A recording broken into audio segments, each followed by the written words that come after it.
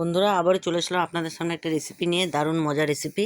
জ্যান্ত কই মাছ দিয়ে একটা রেসিপি করে দেখাবো। কই মাছগুলোকে আমি সুন্দর করে দেখুন নড়ছে, আমি কেটে নিলাম।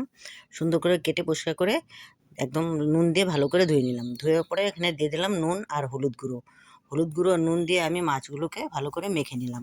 এদিকে আমি কড়া বসিয়ে দিয়েছি, হয়ে গেছে কড়াই গরম। এদিকে কড়া গরমের মধ্যে দিয়ে দিলাম আমি সরষের তেল। সরষের তেলের মধ্যে দিয়ে দিলাম আমি এক এক করে কই মাছগুলোকে। কই মাছগুলোকে এখন আমি লাল করে ভেজে নেব। সব কই মাছগুলোকে দিয়ে দিলাম, আর বেঁচে থাকা কিছু কই মাছ পরে ভেজে নেব।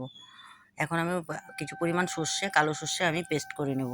কালো সর্ষের উপর দিলাম কাঁচা পাকা লঙ্কা, আর দিয়ে দিলাম পেঁয়াজ কাঁচা, আর দিয়ে দিলাম সাথে 2-4 রসুন। এটাকে আমি পেস্ট করে নেব। আর এদিকে মাছগুলোকে আমি ভেজে নিয়েছি, লাল করে ভেজে নিয়েছি এক এক করে। ভাজা হয়ে গেছে। এখন আমি সম্পূর্ণ মাছগুলোকে ভেজে নিলাম। আবার কড়াতে দিয়ে দিলাম সরষের তেল। সরষের তেলের মধ্যে দিয়ে দিলাম পেঁয়াজ। পেঁয়াজটাকে ভালো করে লাল করে ভেজে নিলাম। এখন আমি দিয়ে দিলাম যে পেস্টটা করেছিলাম সর্ষে দিয়ে, সেই পেস্টটাকে আমি দিয়ে দিলাম। তার উপর দিয়ে দিলাম নুন আর হলুদ, পরিমাণ মতো নুন দিয়েছি আর হলুদ দিয়েছি। এখন গ্রেভিটাকে আমি সুন্দর করে তার উপরে দিয়ে দিলাম আমি কাশ্মীরি লাল লঙ্কার গুঁড়ো আর সামান্য পরিমাণ চিনি। এখন দেখুন খুব সুন্দরভাবে কষানো হয়ে গেছে। আমি দিয়ে দিলাম সাধারণ পরিমাণ জল।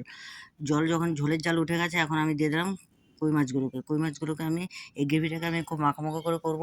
তাই আমি এর উপরে দিয়ে দিলাম, জাল উঠে গেছে বন্ধুরা, দিয়ে দিলাম কিছু পরিমাণ ধনেপাতা দিয়ে এখন আমি সুন্দর করে এটাকে নিয়ে নিলাম। এখন দেখুন বন্ধুরা, আমি একটা তুলে আপনাদেরকে দেখাচ্ছি। খুব সুন্দরভাবে হয়ে গেছে দেখুন, মাখো করে করেছি। এভাবে যদি করে আপনারা খেতে চান